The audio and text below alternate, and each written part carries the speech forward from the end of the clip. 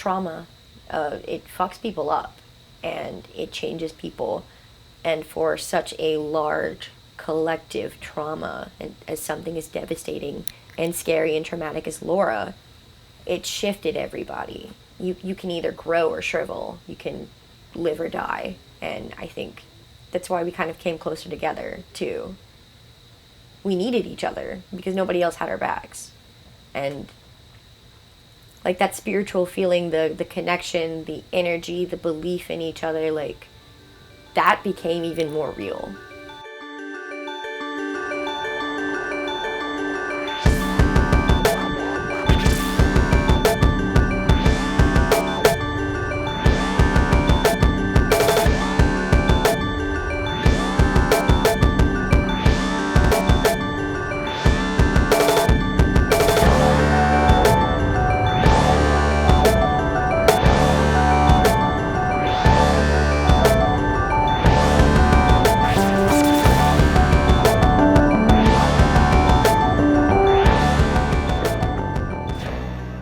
Those damn dogs. I'm April Coco. I am 45 years old and I work from home now because of COVID and lived through the disaster that we call Laura and Delta and still living through it.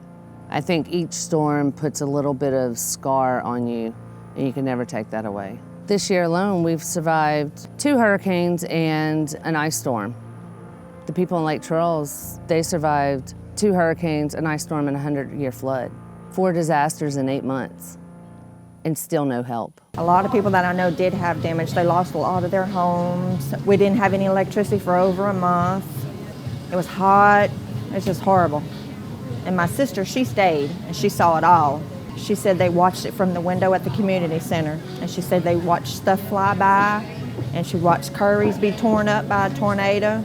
Right across the street. The wind hit about 200 miles an hour, but she said she'd stay again. She has a lot of cats, so that's why she stayed. Wow. Did she get the cats safe? Yeah. I've never seen trees that size just broke off, just twisted to toothpicks. Sad. You can't imagine the devastation that wind caused.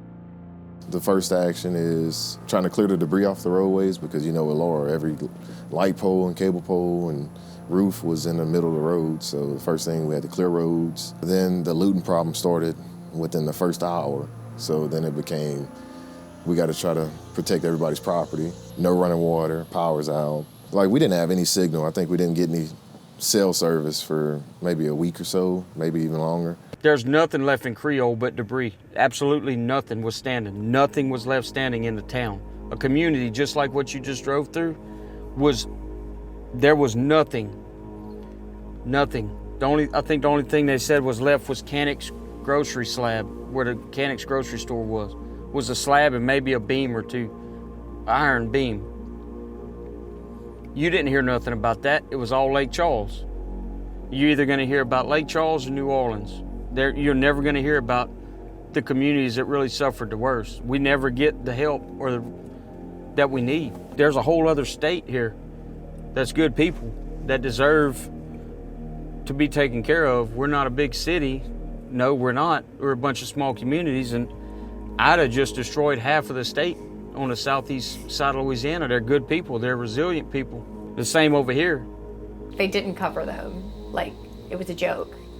You're just like, oh, look, a little hurricane hit this stupid little town. Does anybody care? No? Okay. Keep moving. Like, it never mattered. It didn't matter to anybody. And, the media here was like, fuck, look at us. We're dying. And then everybody else was just like, oh, okay. Yeah, whatever. We're fairly ignorant as a state, and one of the lowest ranking states in education and healthcare and child healthcare, and so I understand why people wouldn't like this place, but people lost their lives. Businesses were impacted. It wasn't just a small little catastrophe. It was huge.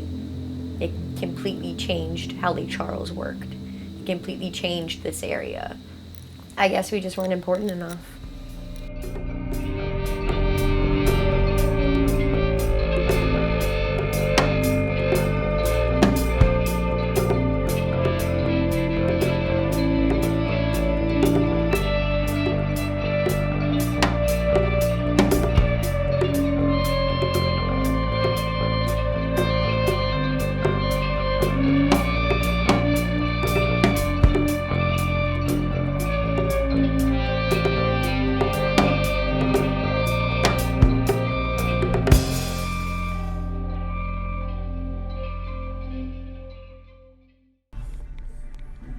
I was at that house yesterday.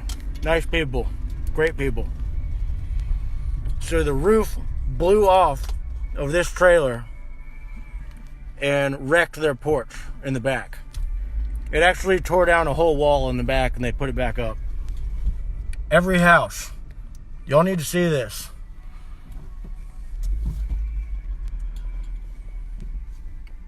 This is the whole town. It's a wasteland. It's been a wasteland. It's been over a year since Laura and Delta hit, and the Capital One building still isn't fixed. It still isn't up and running. They haven't even touched it.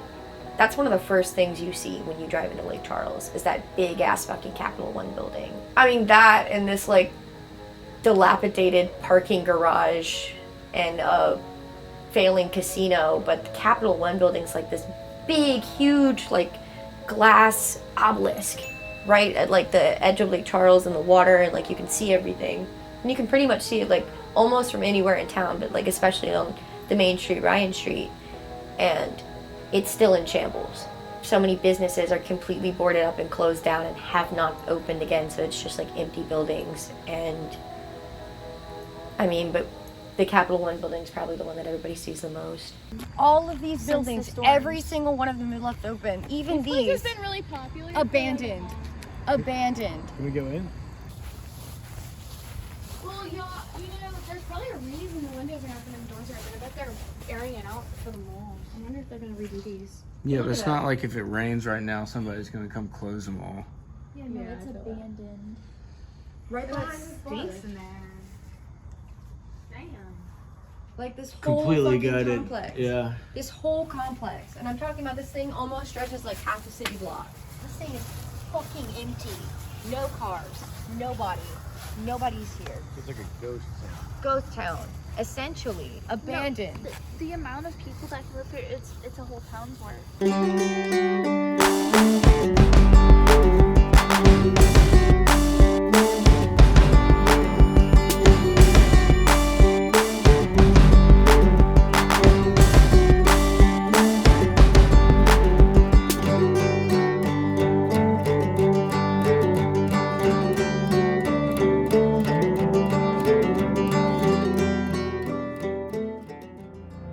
I mean, it's difficult finding contractors, for one, who want to actually come out here and do the work. They all give you a bid, but then whenever it comes down to it, they don't follow through. And then the insurance company doesn't work with you. You have an estimate for over $100,000 and they give you a third of that to fix your home. So we're kind of stuck. This house right here, when the storm hit, it was 2 years old. And I've been out of this house for over a year now. They say there's minimal damage to it, and it's clearly really messed up. You know, you get in a car wreck, your insurance takes care of it. A hurricane destroys your house, insurance want to say, well, we don't cover that, or your house isn't messed up when it's clearly destroyed. It's a scam. They act like it's your fault when the house gets messed up. I mean, it could be another one next week, you never know. So, hurricane season comes, all you can do is take it one little tropical storm at a time. See if it's gonna stay a tropical storm or start making a circle. That's part of it. You know, you live South Louisiana, you rolling the dice when hurricane season roll around. So people just joke about it, that's it. People just joke about how much it sucks and just know, I mean, hey, it's gonna be something next year. Just hope we miss it. No one wants to leave because this is their home, and they'll stay as long as until they're pushed out. It's just a way of life, living on the island. We're connected to this place, and everybody can feel it. Most people have been here their entire lives. Their family has been here their entire lives. and they've never lived anywhere else. So this is home. This is family. This is who we know. Even if we're not close or nice to each other, we know these people. And that, like, watching that kind of like materialize even further it's still shocking. There's no other place like this. There never has been. Well, I don't like the mosquitoes, that's for sure.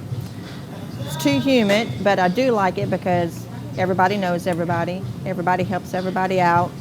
It's just a good community to live in. It doesn't matter what it is, a death, a hurricane, it doesn't matter. People come together, if there's a death, people cook.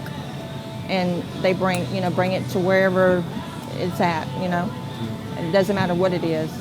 Somebody's there to help. I could make a gravy, a gumbo, spaghetti, you name it.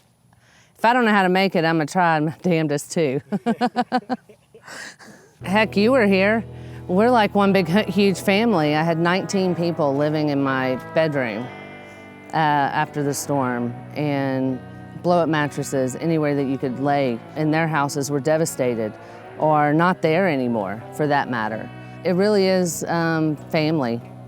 There was a lot of people that we were friends with, but we became closer with because of this storm. You won't find one person from South Louisiana that's waiting on somebody else to come do something for them. You're just not going to find that person. And if they are, it's because they're disabled or something, and then you got a community that's ready to help them too. And most of the times we'll get on those people before we do our own stuff to make sure that person's comfortable.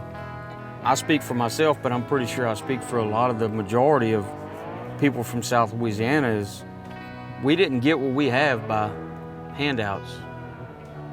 We were taught hard work pays off, and you get up and you go to work every day and you pay for what you got. Nothing else in this world matters except for neighbors helping neighbors. If you can't help your neighbor or your fellow person that's sitting next to you, no matter what it is, if you have $2 and they have none and they need something, I'm gonna give them that $1. I'm gonna give them that money because I can always go and make some more. People just need to have that attitude and live that kind of lifestyle. If you don't, then God help you.